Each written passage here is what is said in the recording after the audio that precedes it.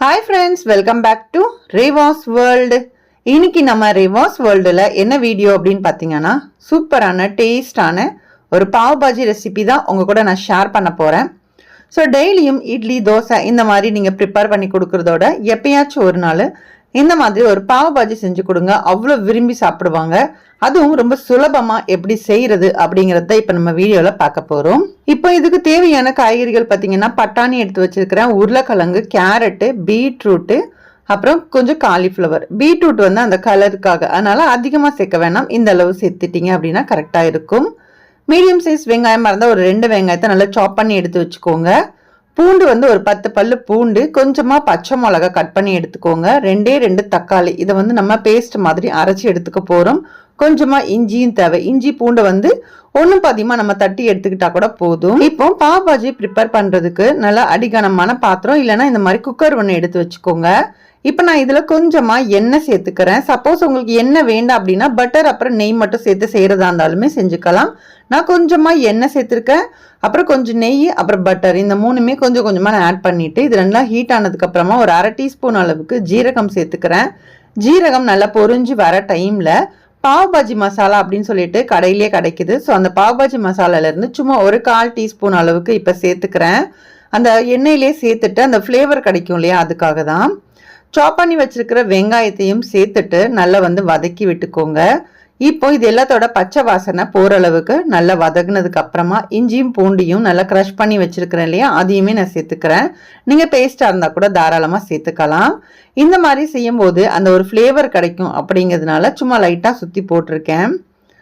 So இப்போ இந்த எல்லாமே வந்து உங்களுக்கு அந்த பச்சை வாசனை போற அளவுக்கு நல்லா வதங்கிட்டு இருக்கு. இந்த டைம்ல 2 பச்சை மிளகாவை நல்லா பொடிசா சாப் பண்ணிட்டு எடுத்து வச்சிருந்தேன் இல்லையா, அதையுமே நான் சேர்த்துக்கிறேன். ஸோ இதில் நம்ம மிளகாத்தூள் எல்லாமே சேர்க்க போகிறோம், அதனால பச்சை மிளகா இந்த அளவு சேர்த்திங்கன்னா கரெக்டாக இருக்கும்.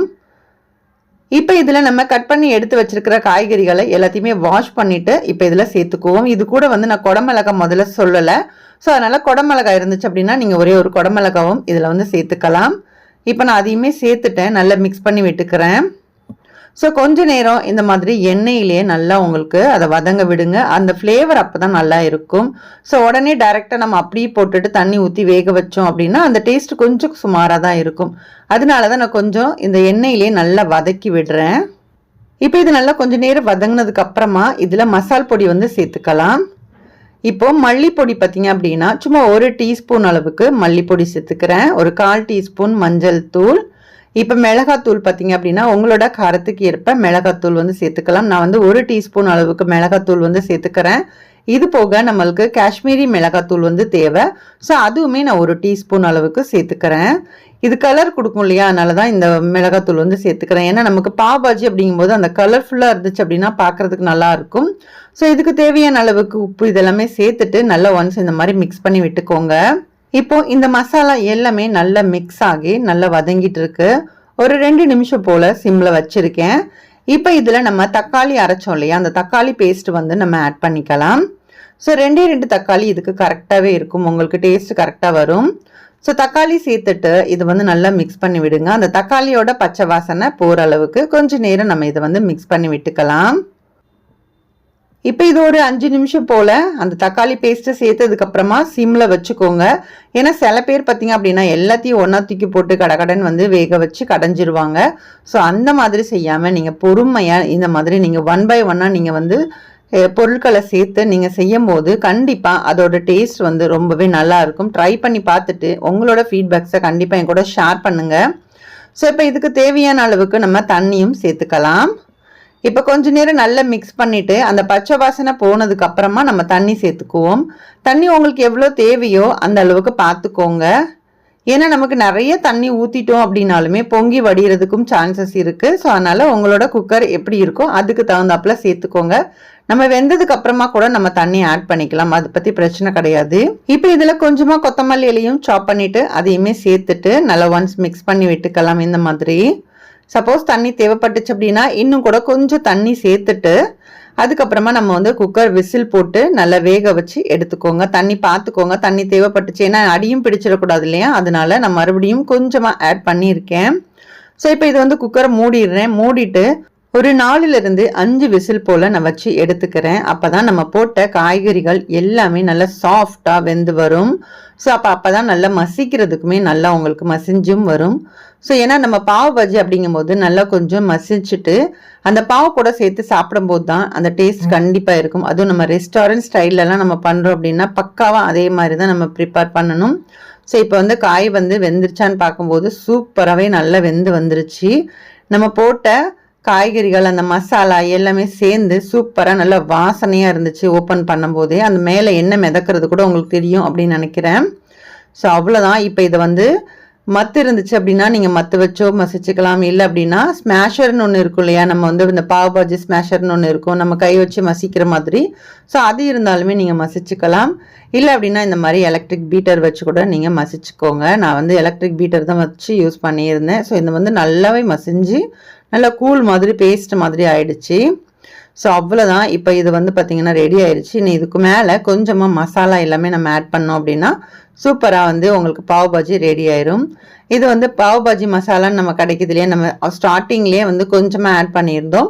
இப்போ நான் மறுபடியும் 1 டீஸ்பூன் அளவுக்கு பாவ் பாஜி மசாலா சேர்த்துக்கிறேன். இப்போ இதில் கசூரி மேத்தின்னு கிடைக்கும் இல்லையா, கசூரி மேத்தியுமே நல்லா க்ரஷ் பண்ணிவிட்டு அதுவுமே கொஞ்சமாக ஒரு 1/2 டீஸ்பூன் அளவுக்கு சேர்த்துக்கோங்க. இன்னுமே நல்ல ஒரு ஃப்ளேவர் வந்து கண்டிப்பாக இருக்கும். இந்த மாதிரிலாம் நீங்கள் சேர்த்திங்க அப்படின்னா தான் உங்களுக்கு ரெஸ்டாரண்ட் ஸ்டைலில் உங்களுக்கு அந்த ஃப்ளேவர் கண்டிப்பாக உங்களுக்கு அதே மாதிரி ஹோட்டல் ஸ்டைலில் கிடைக்கும். கொஞ்சமாக கொத்தமல்லி இலையும் சாப் பண்ணிவிட்டு அதையுமே சேர்த்துக்கிட்டேன். இப்போ கொஞ்சம் பட்டரும் சேர்த்துக்கோங்க. எப்பயுமே நல்லா ஃபினிஷிங் டச்சில் வந்து கொஞ்சம் பட்டரும் சேர்த்துட்டிங்க அப்படின்னா அந்த ஃப்ளேவர் எல்லாமே கரெக்டாக உங்களுக்கு சூப்பராக வந்து இருக்கும். ஸோ அவ்வளோதான். இதை ஒன்ஸ் நல்லா இந்த மாதிரி மிக்ஸ் பண்ணி விட்டுக்கிட்டு அடுப்பு வந்து நான் ஆனில் தான் வச்சுருக்கேன். சும்மா லைட்டாக ஒரு கொதி வரும் பார்த்தீங்களா, அந்த டைமில் அடுப்பை ஆஃப் பண்ணிடலாம். ஸோ அவ்வளோதான். சூப்பரான டேஸ்டான பாவ் பாஜி மசாலா வந்து ரெடி. ஸோ நீங்களும் கண்டிப்பாக ட்ரை பண்ணி பாருங்கள். ட்ரை பண்ணி பார்த்துட்டு உங்களோட ஃபீட்பேக்ஸை கண்டிப்பாக என் கூட ஷேர் பண்ணுங்கள். இப்போது பாஜி வந்து ரெடி. ஸோ இப்போ பாவு வந்து சர்வ் பண்ணுறதுக்கு முன்னாடி எப்படி நம்ம வந்து ரெடி பண்ணுறது அப்படிங்கிறது பார்க்கலாம். பாவு வந்து ரெடிமேடாகவே நமக்கு கடையில் பேக்கரியில் கிடைக்கும். ஸோ அதே மாதிரி பாவு வந்து நான் வாங்கி வச்சுருக்கிறேன். ஒரு தவா எடுத்துக்கோங்க. தவாவில் பட்டர் வந்து கொஞ்சமாக சேர்த்துட்டு இதில் அந்த மசாலா கொஞ்சமாக சேர்த்துக்கோங்க. பாவ் பாஜி மசாலா, அப்புறம் வந்து கொஞ்சமாக கொத்தமல்லி இலை, அப்புறம் ஒரு 1/2 டீஸ்பூன் அளவுக்கு நம்ம பாவ் பாஜி ரெடி பண்ணி வச்சுருந்தோம் இல்லையா, அந்த பாஜியும் கொஞ்சம் சேர்த்துட்டு அது கூட எண்ணெய் வேணும் அப்படின்னா நீங்கள் லைட்டாக எண்ணெயும் ஸ்ப்ரிங்கிள் பண்ணி விட்டுக்கோங்க. அப்புறம் பாவை 2 அந்த மாதிரி பிச்சு எடுத்து வச்சுக்கோங்க. அவ்வளோதான். 2 பக்கமும் திருப்பி நல்லா சுட்டு எடுத்துட்டீங்க அப்படின்னா பாவும் வந்து ரெடி. சர்வ் பண்ணுறதுக்கு முன்னாடி இந்த ப்ரொசீஜரையும் ஃபாலோ பண்ணுங்கள். அப்போ இன்னுமே ரொம்ப சூப்பராக நல்ல மனமாக இருக்கும். ஸோ கண்டிப்பாக இதே மாதிரி நீங்களும் ட்ரை பண்ணுங்கள். ட்ரை பண்ணி பார்த்துட்டு உங்களோட ஃபீட்பேக்ஸை கண்டிப்பாக என் கூட ஷேர் பண்ணவும் மறக்காதீங்க. அவ்வளோதான். பாவு ரெடி ஆயிடுச்சு. இப்போ வந்து 2யுமே எடுத்து சர்வ் பண்ணிக்கலாம். அவ்வளோதான். இந்த பாவ் பாஜி மசாலா உங்களுக்கு பிடிச்சிருக்கும் அப்படின்னு நினைக்கிறேன். வீடியோ பிடிச்சிருந்தா வீடியோக்கு ஒரு லைக் கொடுங்க. அதே மாதிரி நம்மளோட ரிவாஸ் வேர்ல்ட் சேனலை இது வரைக்கும் நீங்கள் சப்ஸ்கிரைப் பண்ணலை அப்படின்னா ப்ளீஸ் சப்ஸ்கிரைப் பண்ணிவிட்டு சப்போர்ட் பண்ணுங்கள். நெக்ஸ்ட் வீடியோவில் பார்க்கலாம். தேங்க்யூ.